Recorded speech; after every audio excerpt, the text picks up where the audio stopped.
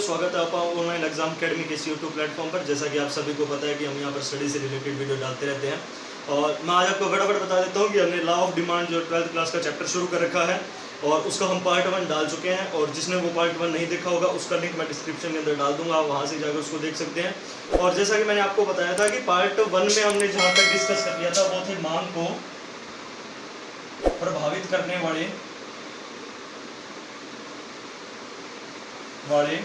तत्व। समझ में आ गया फ्रेंड्स आपको?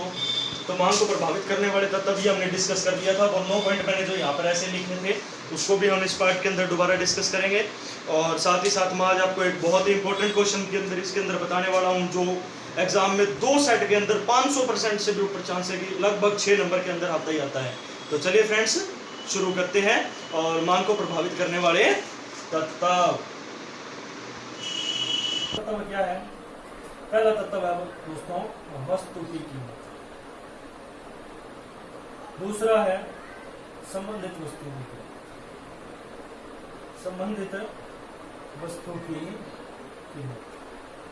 तीसरा है उपभोक्ता की कंज्यूमर उपभोक्ता की आय। चौथा है संभावनाएं। पांचवा है रुचि तथा प्राथमिकता। छठा है जनसंख्या। सातवां है जलवायु तथा मौसम। आठवां है सरकार की नीति।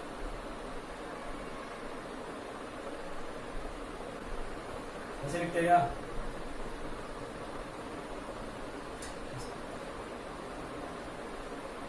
लिख लेना है, ठीक है। 9वां क्या है? आय का वितरण। आय का वितरण। जो फ्रेंड्स मैं अभी आपको कह रहा था कि मांग फलन में कि मांग तथा मांग को प्रभावित करने वाले तत्वों के संबंध को हम क्या कहते हैं? मांग फलन कहते हैं। तो जो तत्व थे वो ये है। अब इनको समझते हैं कि ये प्रभावित कैसे करते हैं। समझ में आ गई? वस्तु की कीमत कैसे प्रभावित करती है। अब ये बताओ कि अगर किसी चीज की कीमत जो है वो बहुत ज्यादा है, पहले तो आपको मिल रही थी वो मान लो 20 रुपए की, ये मार्कर है मेरा, अप्रोक्सीमेटली 20 रुपए का है। आपको मैं 20 रुपए का दे रहा हूँ, सभी 20 का दे रहे हैं, आप ले लोग। इसकी मांग करोगे अगर आपको व्हाइट बोर्ड पे काम करना है। ये मार्कर हो गया 200 रुपए का, कौन लेगा? कोई नहीं लेगा इसको, कहेंगे छोड़ आप ऐसे ही कर लेगा, वो ब्लैक बोर्ड पे आ जाएंगे वापस, कोई नहीं यूज करेगा। तो क्या हुआ कि जब कीमत बढ़ी तो डिमांड क्या होगी? कम होगी। और अगर मैं यही मार्कर आपको जो 20 का है वही मैं 10 का बेच रहा हूं तो क्या हो जाएगा? अगर मैंने प्राइस कम किया तो आपने डिमांड क्या कर दी? ज्यादा कर दी। तो बताओ कीमत ने मांग को प्रभावित किया कि नहीं किया? किया। अब संबंधित वस्तु की कीमत, तो देखो दोस्तों ये होती है 2। पहली होती है स्थानापन्न वस्तुएं, स्थानापन्न वस्तुएं। दूसरी होती है पूरक वस्तुएं। कौन सी होती है? पूरक वस्तुएं। अब आप लोगों को समझ में नहीं आएगा पूरक कौन सी है, क्योंकि इनकी डेफिनेशन भी एग्जाम के अंदर 2-2 नंबर में पूछी जाती है। मैंने काफी पेपर देखे हैं, 2019 देखा है, 18 का देखा है, 17 देखा है, और 14 का सेमेस्टर 1 का देखा है, और 16 का भी सेमेस्टर 1 का देखा है। तो 2-2 नंबर में ये 3 सेट में पूछी हुई है, तो इनको देखना जरूरी है। स्थानापन्न वस्तुएं क्या होती है? स्थानापन्न वस्तुएं वो होती है जिनका हम एक दूसरे के स्थान पर प्रयोग कर सकते हैं। समझ में आई? नहीं आई? समझाते हैं। देखो बड़ा आसान है। स्थानापन्न वस्तुएं वे वस्तुएं होती है, आप क्या लिखोगे? स्थानापन्न वस्तुओं से हमारा अभिप्राय ये है कि वो वस्तुएं, स्थानापन्न वस्तुओं से हमारा अभिप्राय ये है कि वो वस्तुएं जिनका हम एक दूसरे के स्थान पर प्रयोग कर सकते हैं, जिनका हम एक दूसरे के स्थान पर क्या कर सकते हैं? प्रयोग कर सकते हैं। कैसे? उदाहरण देखो, चाय कॉफी। चाय कॉफी का मतलब कैसे हुआ? अब मान लो चाय की कीमत ज्यादा होगी, प्राइस बढ़ेगा, ऑटोमेटिक लोग कॉफी की ज्यादा करेंगे मांग, क्योंकि कॉफी सस्ती होगी। चाहे अब कॉफी की अब क्या हो गया कि कॉफी की कीमत बढ़ गई तो इसकी मांग बढ़ेगी। समझ में आ गई? तो ऐसे है कि जिसका हम स्थानापन्न कर सकते हैं। अब ये बताओ जरूरी है क्या मौसमी और संतरा, ठीक है। अब जरूरी है मौसमी संतरे का भी तो वही खट्टापन ही है, विटामिन सी लेना आपने कहीं से ले लो, ठीक है, समझ में आ गई। अब देखो पूरक वस्तुएं क्या होती है, जो मिलकर हमारी मांग को पूरा करे, जो मिलकर हमारी मांग को पूरा करें वो क्या होती है, पूरक वस्तु होती है। कैसे? पूरक वस्तुओं में क्या आएगा, पूरक वस्तुओं में देखो कार और पेट्रोल सबसे बढ़िया उदाहरण रखने के लिए। कार देखो क्या है, कार और पेट्रोल, ठीक है। अब कार और पेट्रोल कैसे पूरक वस्तु है? अब जरूरी थोड़ी ना कि हर गाड़ी डीजल पे चलेगी, सीएनजी पे चलेगी, पेट्रोल वाली भी। दुनिया का सबसे बढ़िया उदाहरण है कार पेट्रोल, किसका? पूरक वस्तुओं का। चलो फ्रेंड्स आगे चलते हैं, ठीक है, पूरक वस्तुओं की। अब क्या है, उपभोक्ता की आय। अगला पॉइंट क्या है, उपभोक्ता की आय। उपभोक्ता की आय क्या है? सबसे पहले तो ये याद रखो कि इकोनॉमिक्स के अंदर जो आय है यानी कि जो इनकम है उसको हमेशा वाई से डिनोट किया जाता है। किससे डिनोट किया जाता है फ्रेंड्स? वाई से डिनोट किया जाता है। तो चलो अगर उपभोक्ता की आय कम होगी तो वो डिमांड ऑटोमेटिक कम करेगा, यानी कि वो प्रभावित करेगी आय। अब संभावनाएं हैं, संभावनाओं का मतलब क्या है? अब गर्मियों का सीजन चल रहा है, गर्मियों में मान लो कूलर की कीमत आपको आज पता है कि कूलर 7,000 रुपए का आ रहा है, लेकिन आपको पता है कि आज पता है कि प्रेजेंट में प्राइस जो है वो 7,000 रुपए है, ठीक है। प्रेजेंट में प्राइस क्या है? 7,000 रुपए है, लेकिन आपको पता है कि वो फ्यूचर के अंदर 5,000 होने वाला है। तो आज जो प्राइस था अगर ज्यादा है तो हम डिमांड आज उसकी क्या कर देंगे, कम कर देंगे। जरूरी थोड़ी ना है 4 दिन, इतने दिन गर्मी लगी 2 दिन और लग जाएगी। तो ये होता है कि अगर संभावना है, किसी चीज की संभावना है कि आज प्राइस ज्यादा है और कल कम होने वाला है, तो हम क्या करेंगे, आज उसकी मांग कम कर। आगे चलो, रुचि तथा प्राथमिकता। आजकल के जवान बच्चों के अंदर ये बहुत ज्यादा हो रही है, मेरे जैसे में भी बहुत है। मैंने किसी को देख लिया, मेरे पास आज कार है, मेरे पास एक कार क्या है, सभी लोगों के पास मान लो एक पैसा आ रहा है, ठीक है, गाड़ी देख ली भैया, होंडा सिटी अच्छी लग रही है।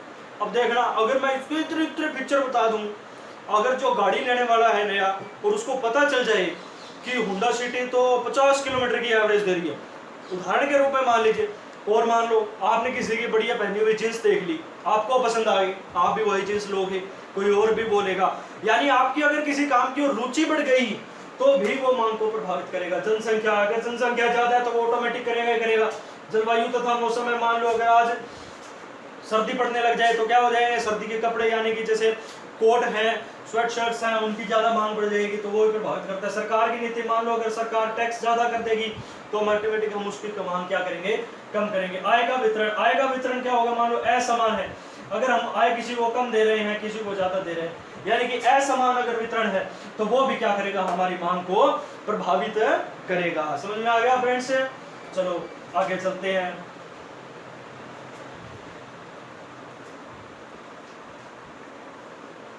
अब आगे फ्रेंड्स आता है मांग का नियम, ठीक है, क्या आता है, मांग का नियम।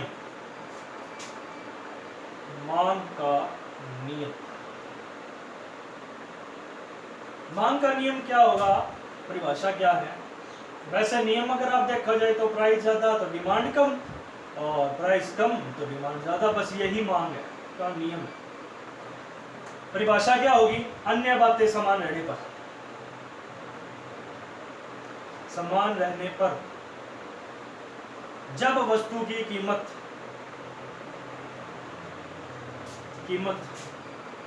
अधिक होती है तो मांग कम हो। समझ आ गई? पी ज्यादा तो डिमांड कम, और वो कम होगी तो वो ज्यादा, यही मांग का नियम है। अब आप किसको देख रहे होंगे कि मैंने ये अन्य बातें क्या बोल दी, अन्य बातें तो समझ में ही नहीं है। अब मैं बताता हूं, अन्य बातें वो बातें हैं जो मैंने अभी 9 पॉइंट लिखे थे, उसमें से जो पहला पॉइंट है वस्तु की कीमत, समझ में आई, वस्तु की कीमत, इस पॉइंट को छोड़ दो। बच के कितने, 8 पॉइंट, दोहरा दो फटाफट। पहला क्या था, संबंधित वस्तुओं की कीमत, फिर उपभोक्ता की आय, फिर संभावनाएं, रुचि तथा प्राथमिकता, जनसंख्या, जलवायु तथा मौसम, सरकार की नीति, आय का वितरण। वो 8 पॉइंट है, उन सब में आप क्या लिख दोगे, यानी कि अब क्या हो गई अन्य बातें। अब उसके अंदर ये क्या किस में आती है, मांग के नियम की मान्यताएं, मांग के नियम की मान्यताएं, मान्यता। अब मान्यताएं में 8 पॉइंट तो आप लिखोगे, उसके आगे सिर्फ इतना लिख देना, परिवर्तन नहीं होना चाहिए, परिवर्तन नहीं होना चाहिए। समझ में आ गई बच्चों? अब क्या लिखोगे, संबंधित वस्तुओं के अंदर परिवर्तन है, संबंधित वस्तुओं की कीमत में परिवर्तन नहीं होना चाहिए, उपभोक्ता की आय में परिवर्तन नहीं होना चाहिए, संभावनाओं में परिवर्तन नहीं होना चाहिए, रुचि तथा प्राथमिकता में भी परिवर्तन नहीं होना चाहिए, और जलवायु तथा मौसम में भी परिवर्तन नहीं होना चाहिए, जनसंख्या में परिवर्तन नहीं होना चाहिए, सरकार की नीति में परिवर्तन नहीं होना चाहिए, और आय के वितरण में भी कोई परिवर्तन नहीं होना चाहिए। ये मांग के नियम की क्या है, मान्यताएं है। कितनी मान्यताएं हैं, 8 मान्यताएं हैं। चलो फ्रेंड्स, अब आ गई फ्रेंड्स बारी उसकी जिसका था आप सभी को इंतजार, जो आता है पेपर में लेके 4 नंबर की बाहर। 4 नंबर पक्के हैं, कोई 2 सेट के अंदर ये जरूर आता है। समझ में आ गई? 101% नहीं कह रहा फ्रेंड्स, 500 से भी ऊपर परसेंट कहता हूं, 2 सेट्स के अंदर जरूर आएगा। क्वेश्चन क्या है, इसको अच्छे से लिखते हैं। मांग वक्र का ढलान ऋणात्मक क्यों होता है? समझ में आ गई फ्रेंड्स? ये क्वेश्चन है 4 नंबर में, 500 से भी ऊपर परसेंट कहता हूं ये क्वेश्चन आएगा 2 सेट में। एक कहते होंगे सभी, मैं कहता हूं 2 में आएगा। क्या क्वेश्चन है, मांग वक्र का ढलान ऋणात्मक क्यों होता है? फ्रेंड्स आप इसका उत्तर लिखिए। समझ में आ गया? पहला पॉइंट, घटती सीमांत उपयोगिता का नियम। अब घटती सीमांत उपयोगिता का नियम का क्या मतलब है, आपने हमेशा देखा होगा जब भी परिमाण वक्र भी सारे पूरे चैप्टर में, पूरे लेक्चर में हमने जब बनाया 1 2 3 4 5, 1 2 3 4 5, हम जब भी देखते हैं वो कुछ ऐसा ही बना होता है, ऐसे। ये क्या हो रहा है, जो मान वक्र ऐसे होगा उसको क्या कहते हैं, ऋणात्मक। ठीक है, अब ये क्यों होता है, घटती सीमांत उपयोगिता का नियम। पेपर में आप इतना लिख दोगे कोई नंबर नहीं देगा, इसको डिफाइन करो। आप पहले ये लिखो, फिर आप ये बनाओ, उसके बाद आप इसके अंदर लिखो घटती सीमांत उपयोगिता का नियम क्या होता है। देखो फ्रेंड्स, घटती सीमांत उपयोगिता का नियम ये होता है कि जब हमारे पास कोई चीज ज्यादा होने लगती है तो उसकी जो उपयोगिता है वो हमारे लिए क्या होने लग जाती है, कम होने लग जाती है। उदाहरण ले लेते हैं, उदाहरण ले लिया। ये क्या है, गिलास है, इसमें क्या है, पानी। ठीक है, आपने 1 गिलास पानी पिया, आपको बहुत प्यास लगी थी, खेत से काम करके आए हो, बहुत प्यास लगी है, आपने 1 गिलास पानी पिया, उपयोगिता क्या हुई, अच्छी। ठीक है, आपको अच्छा लगा।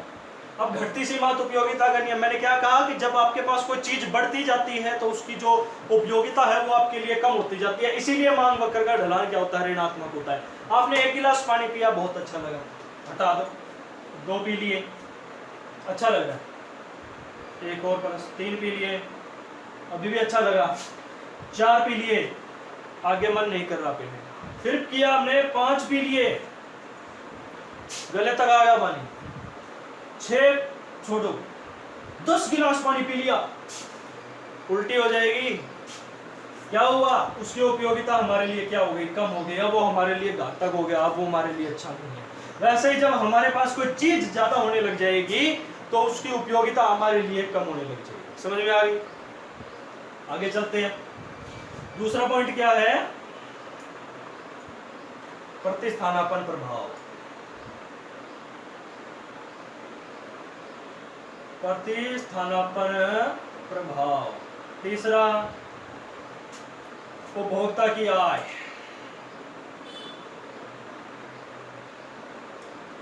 चौथा, विभिन्न उपयोग। पांचवा, जो आखिरी पॉइंट है वो क्या है, उपभोक्ता समूह का आकार। अब ये पॉइंट क्या है, इनको बराबर समझो। मेन पढ़ने वाला पॉइंट वही था। प्रतिस्थानापन प्रभाव ऑटोमेटिक है। जैसे आप अगर मौसमी संतरा है, ठीक है, प्रतिस्थानापन, चाय कॉफी है, ये प्रतिस्थानापन है, इनका प्रभाव भी पड़ता है। उपभोक्ता की आय है, आय जो यहाँ आय की बात हुई है वो यहाँ वास्तविक आय है। कौन सी आय है? वास्तविक आय की बात हो रही है। समझ में आ गई बच्चों? आगे चलते हैं। विभिन्न उपयोग, जब हमारे पास कोई चीज सस्ती होती है हम उसके अनेक प्रयोग करते हैं। दूध जो है 20 रुपए लीटर हो गया, हम क्या करेंगे, दूध ज्यादा भी लेंगे, हम उसकी मक्खन बनाएंगे, खीर बनाएंगे, दही भी जमाएंगे, सब कुछ करेंगे, मिठाई भी बना देंगे। भैया दूध हो गया 200 रुपए लीटर, भैया चाय से काम चला लेंगे, ज्यादा जरूरत नहीं है। समझ में आ गई? अब उपभोक्ता समूह का आकार, अगर जो आकार है, जो सामान अगर बढ़ गया, जो उपभोक्ता समूह का आकार है, जो उसको लेने वाले वो बढ़ गए लेकिन सामान उतना है नहीं, तो भी वो प्रभावित करेगा। तो ये सारे वो कारण हैं जिससे मांग वक्र का ढलान ऋणात्मक होता है। और 101% नहीं कह रहा, 500% फिर से कह रहा हूं, लिखवा लो मेरे से, 500%। ये क्वेश्चन पेपर में 4 नंबर में जरूर आता। समझ में आ गई? आगे चलते हैं। अब आपको काफी देर हो गई हमने देखा, लेकिन आपको पता होगा कि मांग के नियम का अपवाद भी है। मांग के नियम का अपवाद यानी कि उल्टा। उल्टे का मतलब जहां यह नियम, जो नियम है वो लागू नहीं हो, जहां नियम लागू नहीं होता। समझ में आ गई? अब कहां नहीं होता? पहला है प्रतिष्ठा सूचक वस्तुएं, प्रतिष्ठा सूचक वस्तुएं। दूसरा अज्ञानता, और तीसरा गिफन वस्तु, गिफन वस्तुएं। ये 3 वो जगह हैं जहां ये नियम लागू नहीं होता। कैसे नहीं होता? प्रतिष्ठा सूचक वस्तुएं कौन सी होती है? हीरे, जवाहरात, चांदी, सब कुछ, यहां पर वो क्या नियम है? लागू नहीं होता। अगर हम सोना, आपने देखा होगा शादियों में सोना देते हैं। सोना क्यों देते हैं बताओ? 45,000 46,000 रुपए तोला है। अब ये बताओ, सोने की कीमत, गोल्ड, प्राइस ऑफ गोल्ड जो है, जो गोल्ड है वो मैं कर दूं भैया 2,000 रुपए तोड़ा, और पीतल का प्राइस कर दूं 50,000 रुपए तोड़ा। समझे? अब ये बताओ, शादियों में लोग पीतल देने लग जाएंगे, गोल्ड छोड़ दें, कौन पूछेगा? क्यों नहीं पूछेगा? क्योंकि इसकी वैल्यू ही नहीं है। हम सिर्फ प्रतिष्ठा सूचक वो वस्तुएं होती है यहाँ, इसीलिए यह नियम लागू नहीं होता, क्योंकि हम यहाँ पर अपनी प्रतिष्ठा को दिखाते हैं, यहाँ हम अपनी एबिलिटी दिखाते हैं कि हमारे पास इतना सब कुछ है। ठीक है? दूसरा है अज्ञानता। वो 2 बच्चे गए जूते लेने, पेरेंट्स तो गए नहीं साथ में, जूते वाले के पास गए, जूते वाले बोले जूते दिखा, उसने जूते दिखा दिए। जूते कितने के दिखाए? 200 रुपए के। 200 रुपए के जूते दिखाए, उसने कहा नहीं यार ये तो अच्छी क्वालिटी क्या है इनकी, क्या क्वालिटी लो है, चलेंगे क्या है, चले नहीं,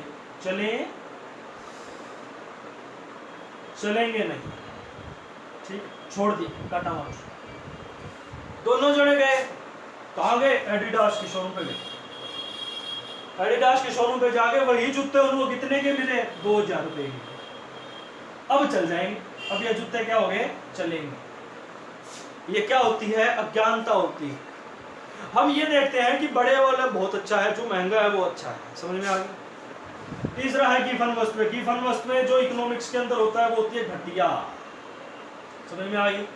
घटिया वस्तुएं होती है, जैसे कि डालडा घी। डालडा घी, ये बताओ जब इसका प्राइस कम होगा तो हम डिमांड भी क्या करेंगे? कम करेंगे। जब इसका प्राइस कम होगा तो इसकी डिमांड भी हम क्या करेंगे? कम करेंगे। क्यों करेंगे? जब प्राइस ही डालडा का कम हो गया तो अच्छे वाला खा लो, रिफाइंड ही ले आएंगे, जरूरी थोड़ी ना डालडा खाएंगे। तो ये वो 3 पॉइंट है जहां पर ये मांग का नियम का अपवाद है, जहां पर ये नियम लागू नहीं होता। सो फ्रेंड्स, अब आता है वो दूसरा क्वेश्चन मैंने आपको स्टार्टिंग में बताया था कि 2 क्वेश्चन बताऊंगा जो पेपर में 100 नहीं, और ये बड़ा क्वेश्चन तो भैया 500 भी नहीं, 800+ % पेपर के अंदर 2 सेट्स लिख के देता हूं, आएगा ही आएगा। समझ में आ गई? ये क्या होगा? आएगा ही आएगा। ये क्या है? मांग है। इसके 2 पॉइंट। पहला क्या है? एक ही मांग वक्र पर संचलन, ठीक है। अगला है मांग वक्र का खिसकाव, मांग वक्र का खिसकाव। समझ में आ गई फ्रेंड्स आपको? अब इसमें एक ही मांग वक्र संचलन में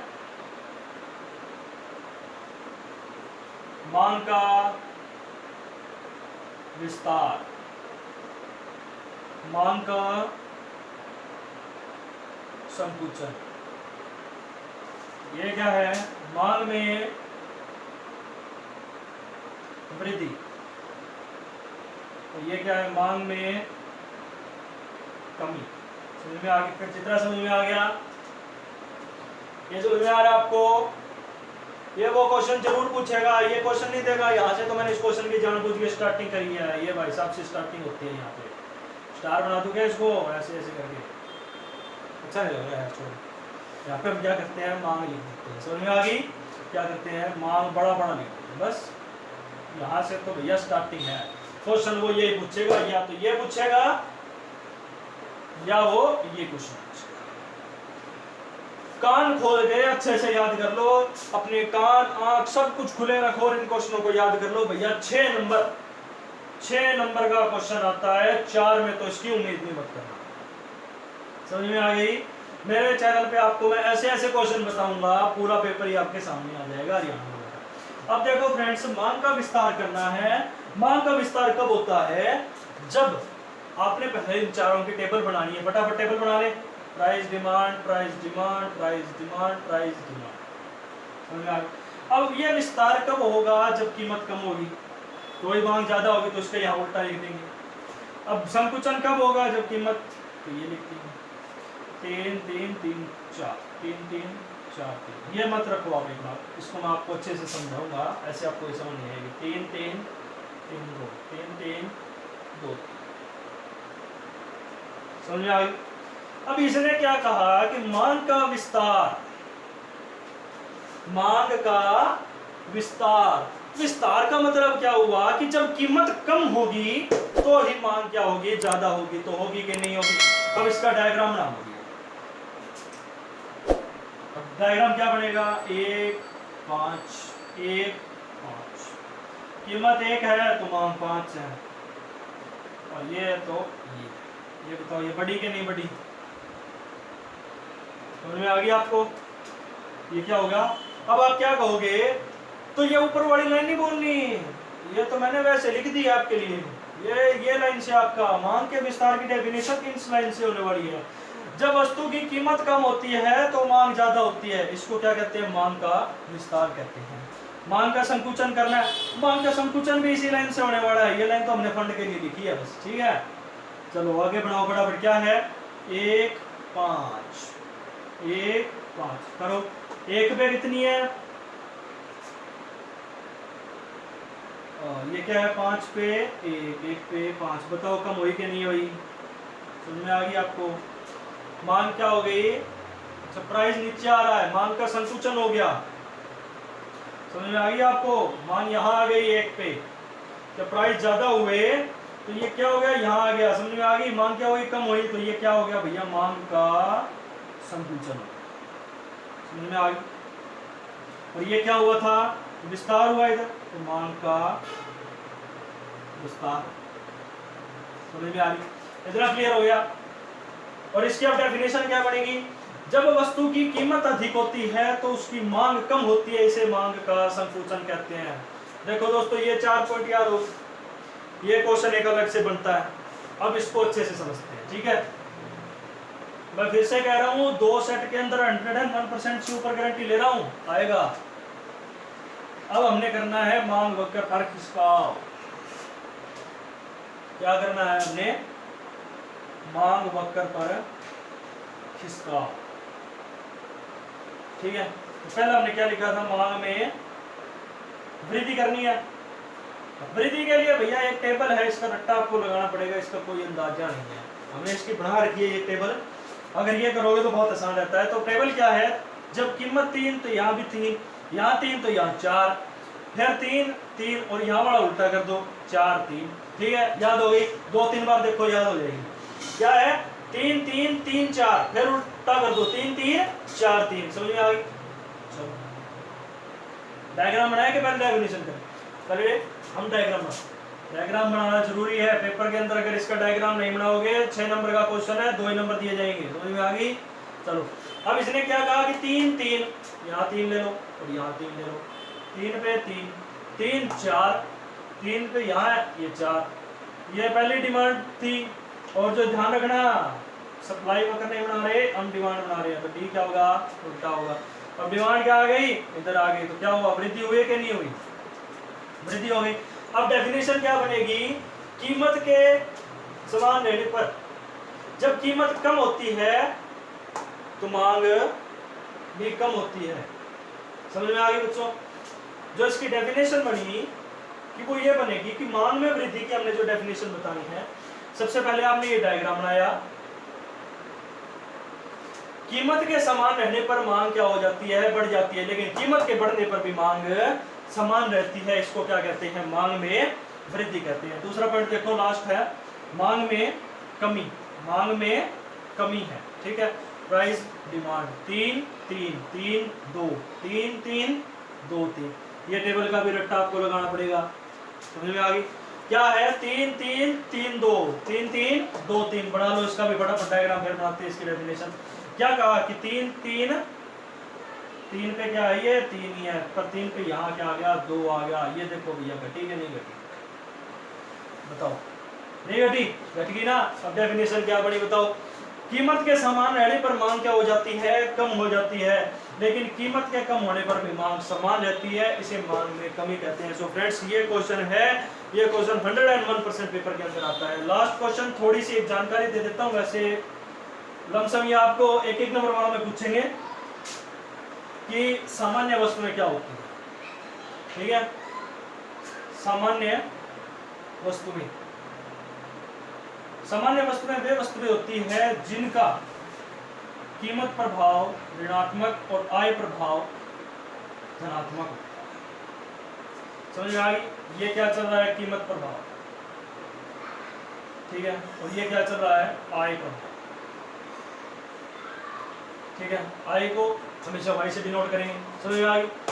ज्यादा कोई जरूरत नहीं है, बस इतना याद रखो कि सामान्य वस्तुएं वे वस्तुएं हैं जिनका कीमत प्रभाव ऋणात्मक और आय प्रभाव धनात्मक होता है। दूसरा है निम्न, सामान्य वस्तुएं जैसे कि जो बढ़िया होती है, कौन सी है, बढ़िया, यानी कि देसी घी। समझ में आ गई? देसी घी से याद रखो। निम्न कोटि की वस्तु,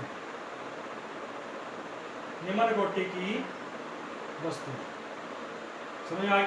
अब निम्न कोटि की वस्तु वे वस्तु होती है जिनका कीमत प्रभाव भी ऋणात्मक और आय प्रभाव भी ऋणात्मक ही होता है। समझ में आ गई फ्रेंड्स आपको? इसके दोनों ही ऋणात्मक होते हैं। समझ में आ गई? अब इसमें निम्न में आप क्या याद रखोगे, रिफाइंड रखो। चलो बस, रिफाइंड से और क्या निम्न रखोगे। तीसरा है और लास्ट पॉइंट है घटिया, यानी कि गिफन वस्तुएं। अब गिफन वस्तुएं क्या होती है, देखो बड़ा ही आसान है ये भी इनकी तरह। तीसरा पॉइंट है गिफन वस्तुएं। गिफन वस्तुएं, गिफन वस्तुएं वे वस्तुएं होती है जिनका कीमत प्रभाव धनात्मक, आय प्रभाव ऋणात्मक। समझ में आ गई? ये चीज है। तो फ्रेंड्स, आपने देखा कि हमने लॉ ऑफ डिमांड जो चैप्टर है वो पूरा कर लिया है, और इसके अलावा लॉ ऑफ डिमांड आज हमने एंड कर दिया इसका। नेक्स्ट जो चैप्टर होगा वो मैं आपको बता दूंगा, और एक बार हम इसको फटाफट फिर से रिवाइज कर लेते हैं कि सामान्य वस्तुएं कौन सी वस्तु होती है। सामान्य वस्तुएं वे वस्तुएं होती है जिनका कीमत प्रभाव ऋणात्मक और आय प्रभाव धनात्मक होता है। निम्न कोटि की वस्तुएं कौन सी वस्तुएं होती है कि निम्न कोटि जिनका आय और कीमत दोनों ऋणात्मक होते हैं। गिवन वस्तुएं वे वस्तुएं होती है जिनका कीमत प्रभाव धनात्मक और आय प्रभाव ऋणात्मक होता है। समझ में आ गई फ्रेंड्स आपको? आज देखो हमने चैप्टर में फटाफट से मैं एक बार रिवाइज करा रहा हूँ। हमने क्या किया, मांग के नियम की मांग कर ली, मांग की परिभाषाएं कर ली, मांगी गई मात्रा क्या होती है, मांग तालिका क्या होती है, कितने प्रकार की होती है, मांग वक्र कितने प्रकार का होता है, मांग वक्र क्या होता है, मांग को प्रभावित करने वाले तत्व कौन कौन से हैं, मांग फलन क्या होता है। और उसके बाद मोस्ट इंपोर्टेंट क्वेश्चन जो हमने डिस्कस किया था कि मांग वक्र का ढलान ऋणात्मक क्यों होता है। मैं उस क्वेश्चन को आपको फिर से कह रहा हूँ, वीडियो में से देखकर आप उसको अपनी कॉपी में लिख लेना जरूर जरूर। 4 नंबर के अंदर सारे लोग 100% गारंटी लेते हैं, मैं 500% गारंटी लेता हूँ। 2 सेट में, एक नहीं 2 सेट में जरूर मिलेगा ये आपको क्वेश्चन, 100% गारंटी है। मैं आपको साल बता चुका हूँ, उन साल के आप क्वेश्चन चेक कर लेना, आपको ये क्वेश्चन मिलेगा। जो अभी लास्ट में हमने डिस्कस किया है, ये क्वेश्चन 6 नंबर के अंदर 101% आता है, तो उसको भी आप पूरा अच्छे से देख लेंगे। तो इसी के साथ ही हम चैप्टर खत्म करते हैं, और आप सभी को इस वीडियो को आप पूरा देखिए और बार बार देखिए, जिससे आपको ये चैप्टर पूरी अच्छी तरह से याद हो जाएगा। और हमारे चैनल को लाइक कीजिए, कमेंट कीजिए, सब्सक्राइब कीजिए। धन्यवाद। जय हिंद, जय भारत।